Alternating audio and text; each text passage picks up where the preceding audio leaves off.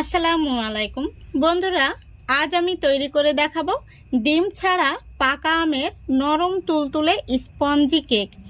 এই কেকটা একবার বানিয়ে খেলে বারবার মন চাইবে। তো চলুন আজকের এই রেসিপিটা দেখে নেওয়া যাক। আশা করছি আপনাদের ভীষণ ভালো লাগবে, আর একবার দেখলে আপনারাও খুবই সহজে বানিয়ে নিতে পারবেন। তো চলুন শুরু করা যাক।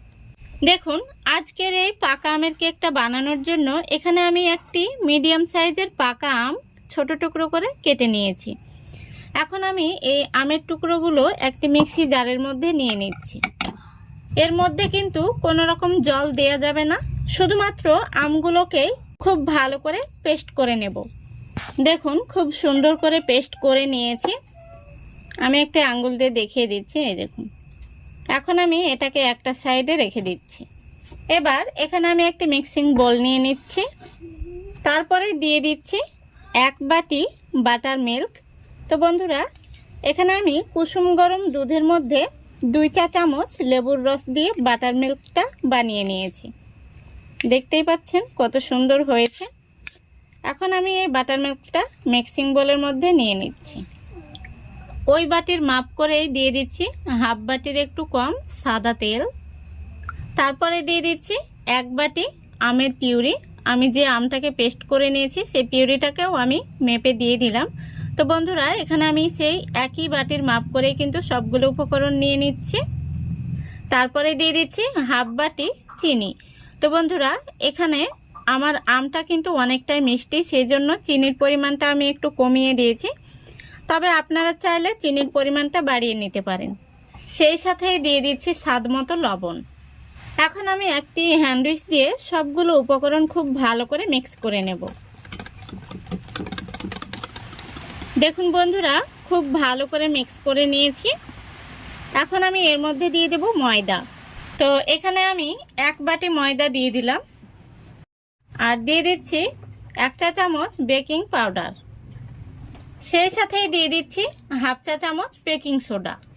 এবার আমি সবগুলো উপকরণ খুব ভালো করে মিক্স করে নেব। তো বন্ধুরা, এইভাবে হ্যান্ড উইচটাকে যে কোনো একটা সোজাতেই ঘোরাতে হবে। 2 দিকে ঘোরালে কিন্তু ব্যাটারের মধ্যে দলা পেকে যাবে।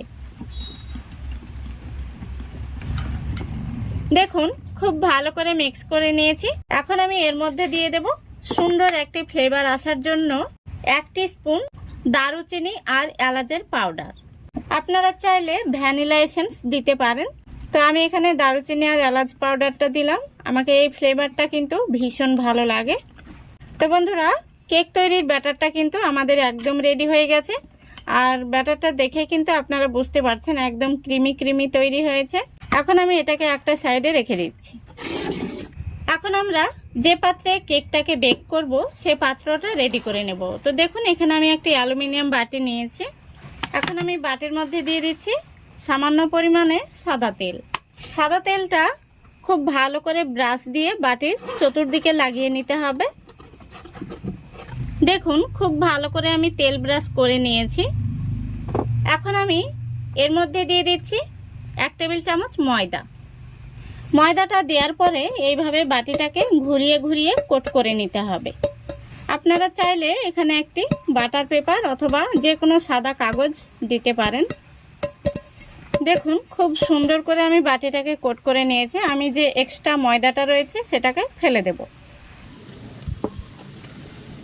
এখন আমি রেডি করে রাখা বাটির মধ্যে কেকের ব্যাটারটা ঢেলে দেব। দেখুন, সম্পূর্ণ ব্যাটারটা আমি ঢেলে নিয়েছি। এখন এটাকে আমি একটু ট্যাপ করে নেব। দেখুন, খুব সুন্দরভাবে সেট হয়ে গেছে।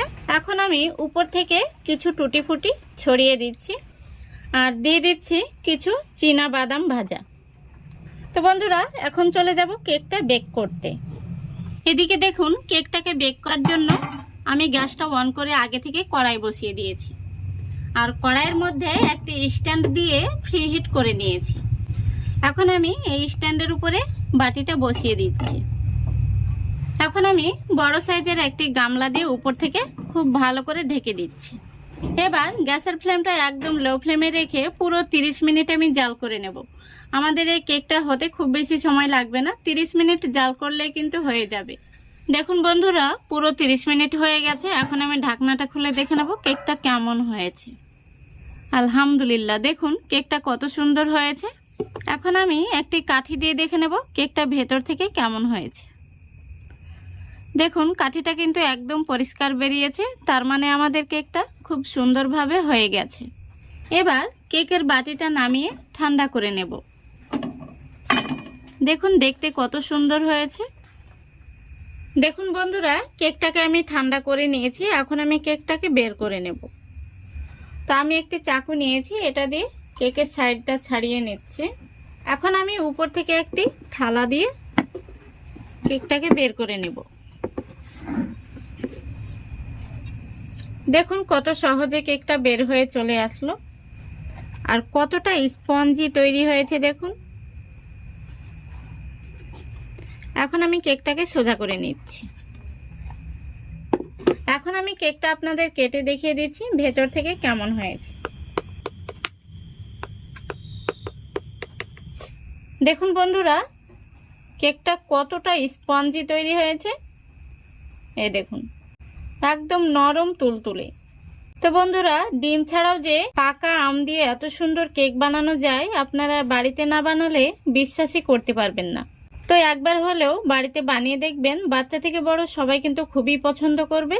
তো আশা করছি আজকের এই রেসিপিটা আপনাদের ভালো লেগেছে। যদি ভালো লেগে থাকে অবশ্যই লাইক কমেন্ট শেয়ার করে দেবেন এবং চ্যানেলটিকে সাবস্ক্রাইব করে অল নোটিফিকেশানটি অন করে সঙ্গে থাকবেন। আজকের মতো এখানেই বিদায় নিচ্ছি। সবাই ভালো থাকবেন, সুস্থ থাকবেন। খোদা হাফেজ।